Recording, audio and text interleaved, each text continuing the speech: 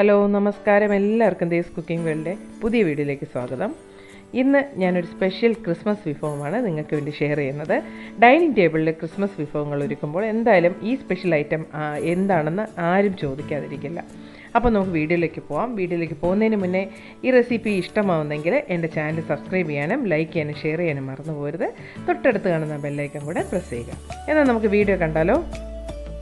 അപ്പോൾ ആദ്യമായിട്ട് ഞാനൊരു പാത്രം വെച്ചിട്ടുണ്ട്. അതിൽ കുറച്ച് വെള്ളം ഒഴിച്ചിട്ട് ആവശ്യത്തിന് ഉപ്പിട്ട് കൊടുത്തു. ഇനി ഞാൻ ചെയ്യാൻ പോകുന്നത് ചിക്കൻ്റെ ബ്രസ്റ്റ് പീസ് ഞാൻ നല്ല പീസാക്കി എടുത്തിട്ടുണ്ട്. അപ്പോൾ ഇത് ഇങ്ങനെ നമ്മൾ ആദ്യമേ ഷോപ്പിൽ ആവശ്യപ്പെട്ടാൽ അവർ ഇതേപോലെ പീസ് റെഡിയാക്കി തരും കേട്ടോ.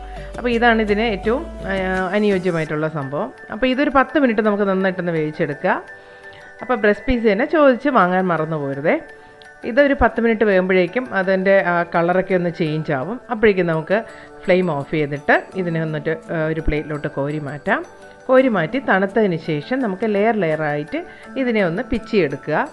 അപ്പോൾ അത് എടുക്കുമ്പോഴേക്കും നിങ്ങൾക്ക് ശരിക്കും നേരത്തെ ഒരു ലെയറാക്കി എടുക്കാൻ ശ്രദ്ധിക്കുക. കുറച്ചൊരു 5-10 മിനിറ്റ് ഒന്ന് ക്ഷമയോടെ ചെയ്യേണ്ട ഒരു ജോലിയാണ്. ദേ ഇതുപോലെ.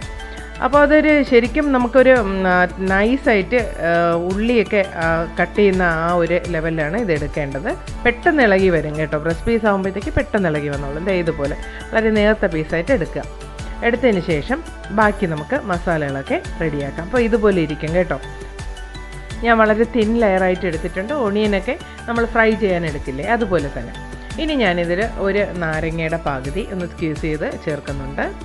പിന്നെ നമുക്ക് കോൺഫ്ലോർ വേണമെങ്കിൽ ആഡ് ചെയ്യാം കേട്ടോ. ഞാൻ കോൺഫ്ലോർ ഇട്ടില്ല, നിങ്ങൾക്ക് വേണമെങ്കിൽ ആഡ് ചെയ്യാം. പിന്നെ ആവശ്യത്തിന് കുരുമുളക് പൊടി ഏകദേശം 1 ടീസ്പൂണോളം ഞാൻ ആഡ് ചെയ്തു. അതുപോലെ 1 ടീസ്പൂൺ ഗരം മസാല പൗഡർ. അപ്പോൾ നമ്മൾ എത്ര ക്വാണ്ടിറ്റി എടുക്കുന്നോ അതനുസരിച്ച് നമുക്കിത് കൂട്ടുകയും കുറയ്ക്കുകയും ചെയ്യാം. പിന്നെ ആവശ്യത്തിന് ഉപ്പ്. കോൺഫ്ലോർ ചേർത്താൽ നന്നായിരിക്കും. ഞാൻ അതിൻ്റെ ടേസ്റ്റ് എനിക്ക് വലിയ താല്പര്യമില്ലാത്തതുകൊണ്ട് ചെയ്തില്ല. ഇനി 1 ടേബിൾ സ്പൂണോളം ജിഞ്ചർ ഗാർലിക് പേസ്റ്റ് എടുത്തു. അതുപോലെ 1 ടേബിൾ സ്പൂൺ മുളക് പൊടിയും 1 ടേബിൾ സ്പൂൺ മല്ലിപ്പൊടി. അപ്പോൾ ഇതെല്ലാം എൻ്റെ അളവ് ഞാൻ കറക്റ്റായിട്ട് എടുത്തിട്ടുണ്ട്. അപ്പോൾ ഇതുപോലെ നിങ്ങൾ എടുക്കാൻ ശ്രദ്ധിക്കുക. 1 ടീസ്പൂൺ മഞ്ഞൾപ്പൊടി നമുക്ക് കളർ എൻഹാൻസ് ചെയ്യാൻ കൂടെ ആഡ് ചെയ്യാം. എന്നിട്ട് നന്നായിട്ടൊന്ന് മിക്സ് ചെയ്ത് കൊടുക്കുക. മിക്സ് ചെയ്തിട്ട് എണ്ണയിൽ വറുത്ത് വരും. ഇത്രയേ ഉള്ളൂ. ഇതിൽ ഒരുപാട് സമയം മാറിനേറ്റ് ചെയ്ത് വെക്കുകയൊന്നും വേണ്ട. അപ്പോൾ നമ്മൾ ഓയിൽ തിളയ്ക്കുമ്പോഴത്തേക്ക് ഒരു ഭംഗിക്ക് വേണ്ടിയിട്ട് ഞാൻ കുറച്ച് കറിവേപ്പിലൊന്ന് വറുത്ത് വരുന്നുണ്ട്. ഇത് വേണമെങ്കിൽ ചെയ്താൽ മതി കേട്ടോ. അപ്പോൾ ഓയിൽ ഏത് വേണമെങ്കിലും നിങ്ങൾക്ക് യൂസ് ചെയ്യാം. വെജിറ്റബിൾ ഓയിലോ കോക്കനട്ട് ഓയിലോ ഏത് വേണോ. എന്നിട്ട് നമുക്കിത് നല്ല ഡീപ്പായിട്ടൊന്ന് ഫ്രൈ ചെയ്തെടുക്കുക. അത്രയേ ഉള്ളൂ. അപ്പോൾ ഇത് ഫ്രൈ ചെയ്തെടുക്കുമ്പോഴത്തേക്ക് നല്ല തരുതരിപ്പായിട്ട് നിങ്ങൾ ഇൻ കേസ് നിങ്ങൾ കോൺഫ്ലോർ ചേർത്തില്ലെങ്കിലും നന്നായിരിക്കും കേട്ടോ. കോൺഫ്ലോർ ചേർത്താൽ വേറൊരു ടേസ്റ്റ് ആയിരിക്കും. അപ്പോൾ അതൊക്കെ നിങ്ങളുടെ ചോയ്സ് അനുസരിച്ച് ചെയ്യാം. ഇതുപോലെ വറുത്ത് കോരിയാൽ മതി. ഇപ്പോൾ കണ്ടപ്പോൾ നിങ്ങൾക്ക് എന്താണ് ഫീൽ ചെയ്യുന്നത്? നമ്മൾ ശരിക്കും ഓണിയനൊക്കെ ഫ്രൈ ചെയ്യുമ്പോൾ അല്ലേ. അപ്പോൾ ഇത് ഡൈനിങ് ടേബിളിൽ നമ്മൾ വെക്കുമ്പോഴേക്കും എല്ലാവർക്കും കൺഫ്യൂഷനാവും. ഇത് ഒണിയനാണോ, ഇതെന്ത് സംഭവം എന്ന് ആരും ചോദിക്കും കേട്ടോ. അപ്പോൾ ഇതിനെ ഞാൻ ഇതിൻ്റെ ഒരു പേരെന്ന് പറഞ്ഞാൽ ടച്ചിങ്സ് ഫ്രൈ എന്നാണ്. അപ്പോൾ ഇത് ഏത് രീതിയിൽ വേണമെങ്കിലും നിങ്ങൾക്ക് യൂസ് ചെയ്യാവുന്ന ഒരു ഐറ്റം തന്നെയാണ്. എല്ലാവർക്കും ഇഷ്ടമാവും. അപ്പോൾ ഇത് ഒരു സ്പെഷ്യൽ ഐറ്റമായിട്ട് നിങ്ങളുടെ ക്രിസ്മസിന് തീർച്ചയായിട്ടും നിങ്ങൾ ഡൈനിങ് ടേബിൾ അലങ്കരിക്കുമ്പോൾ ഈ ഒരു വിഭവം ഇത്തവണ ഒന്ന് ട്രൈ ചെയ്ത് നോക്കുക.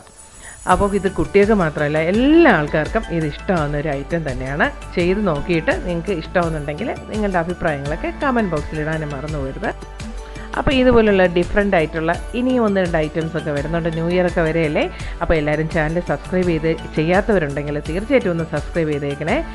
ഇനിയും നല്ലൊരു വീഡിയോയുമായി നമുക്ക് വീണ്ടും കാണാം. കാണുമ്പോഴേക്കും stay safe and good by.